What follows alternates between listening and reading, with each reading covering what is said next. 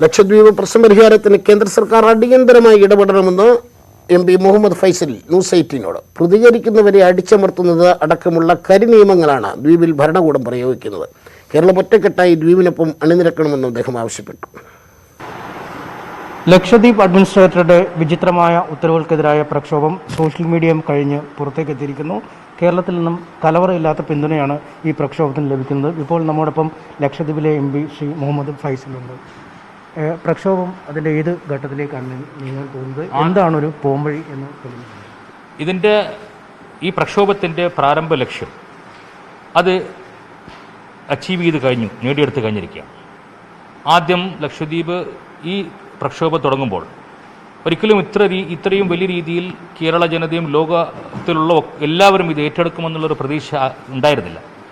ലക്ഷദ്വീപിലെ ജനങ്ങൾ മുഴുവനും കോവിഡുമായി ബന്ധപ്പെട്ടുകൊണ്ട് മല്ലിട്ടിക്കൊണ്ടിരിക്കുന്ന സാഹചര്യത്തിൽ അവിടെ റോഡിൽ ഇറങ്ങിക്കൊണ്ട് പ്രതിഷേധിക്കാൻ പറ്റാത്ത ഒരു സാഹചര്യം നിലനിൽക്കുമ്പോൾ ലക്ഷദ്വീപിൻ്റെ ഈ അനുഭവിക്കുന്ന ബുദ്ധിമുട്ടുകൾ ലോകജനതയെ അറിയിക്കണമെന്നുള്ള ഒരു ഉദ്ദേശത്തോടു കൂടി ലക്ഷദ്വീപിലെ വിദ്യാർത്ഥി സംഘടനകളും ലക്ഷദ്വീപിലെ മുഴുവൻ ജനങ്ങളും ഏറ്റെടുത്ത ഒരു പ്രതിഷേധ രീതിയായിരുന്നു സോഷ്യൽ മീഡിയ പ്ലാറ്റ്ഫോം.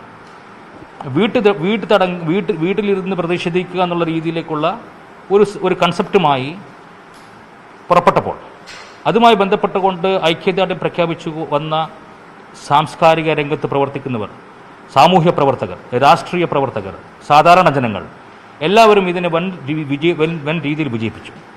ഇത് ഉദ്ദേശ ലക്ഷ്യം കേന്ദ്ര ഗവൺമെൻറ്റിലേക്ക് ലക്ഷദ്വീപിൽ ഇന്ന് നടത്താൻ ശ്രമിച്ചുകൊണ്ടിരിക്കുന്ന പ്രഫുൽ കോടാഭായ് പട്ടേൽ അഡ്മിനിസ്ട്രേറ്ററായി വന്നതിന് ശേഷം അദ്ദേഹം നടപ്പിലാക്കാൻ ശ്രമിച്ചുകൊണ്ടിരിക്കുന്ന ചില തെറ്റായ നയങ്ങൾ, നിയമനിർമ്മാണ പ്രക്രിയകൾ അത് കേന്ദ്ര സർക്കാരിൻ്റെ ശ്രദ്ധയിൽ കൊണ്ടുവന്നുകൊണ്ട് അതിൻ്റെ ഡ്രാഫ്റ്റ് സ്റ്റേജിൽ തന്നെ ആ നോട്ടിഫിക്കേഷനൊക്കെ സ്ക്രാപ്പ് ചെയ്യുക അല്ലെങ്കിൽ തള്ളിക്കളയുക എന്നുള്ള ആവശ്യമാണ് ലക്ഷദ്വീപ് ജനതയ്ക്ക് കേന്ദ്ര സർക്കാരിന് മുന്നിൽ വെക്കാനുള്ളത്.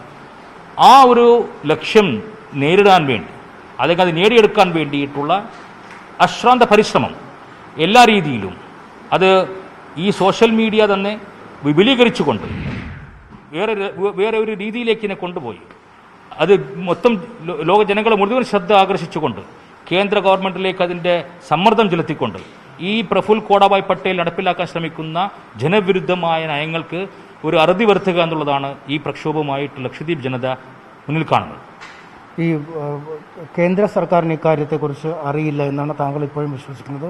താങ്കൾ പറയുമ്പോഴും കേന്ദ്രത്തെക്കുറിച്ച് പറയുന്നില്ല. ഒരു വ്യക്തിപരമായ രീതിയിൽ പ്രഫുൽ പട്ടേൽ എന്ന ആൾ ചെയ്ത കൃത്യമാണ് എന്നാണ്. അതിൽ താങ്കൾക്കൊരു അവ്യക്തതയുണ്ടോ? കേന്ദ്രത്തിന് ഇതിൽ പങ്കില്ല എന്ന് താങ്കൾ കരുതുന്നുണ്ടോ? ഇതുവരെ ഞാനത് പറയാൻ വളരെ വ്യക്തമായിട്ട് പറയാനുള്ള കാരണം ലക്ഷദ്വീപ് ഇതിന് മുമ്പ് 5 വർഷം, ഈ മുമ്പത്തെ 5 വർഷം ഇതേ ഗവൺമെൻറ് ഇവിടെ ഭരിക്കപ്പെട്ടു. ലക്ഷദ്വീപ് ഒരു കേന്ദ്രഭരണ പ്രദേശമാണ്. ലക്ഷദ്വീപിലെ ജനങ്ങളുടെ ആഗ്രഹാഭിലാഷങ്ങൾ, ലക്ഷദ്വീപിലെ ജനങ്ങളുടെ ഓരോ നൈനംദിന കാര്യങ്ങൾക്കും അവർ ഏറ്റവും കൂടുതൽ സമീപിക്കുന്നത് മെമ്പർ ഓഫ് പാർലമെൻറ്റിനാണ്. അവിടുത്തെ ജനങ്ങളുടെ സംരക്ഷണം, സുരക്ഷിത, അവിടുത്തെ ജനങ്ങളുടെ ആവശ്യങ്ങൾ, അവിടുത്തെ ജനങ്ങളുടെ സാമൂഹ്യ ജീവിതത്തിലുള്ള അവരുടെ ഉന്നമനം, ഇതൊക്കെ ഒരു ലക്ഷദ്വീപ് MP-യുടെ പ്രതീക്ഷയിലും പ്രവർത്തന മേഖലയുമാണ്. ഇവിടെ എൻ്റെ വ്യക്തിപരമായിട്ടുള്ള BJP-യോടുള്ള നയം വളരെ വ്യക്തമായിട്ട് ഞാൻ ഇപ്പോഴും തുറന്നു പറയുകയാണ്.